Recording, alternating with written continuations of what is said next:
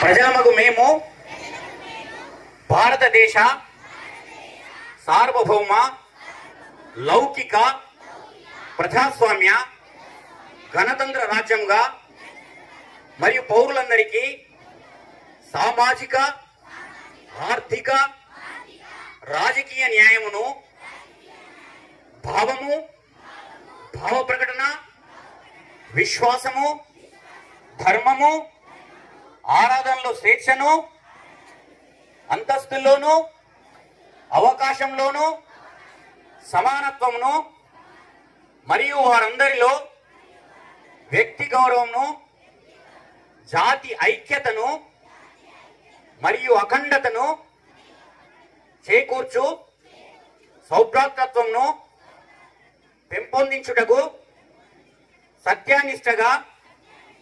సత్యానిష్ట పూర్వకంగా తీర్మానించుకొని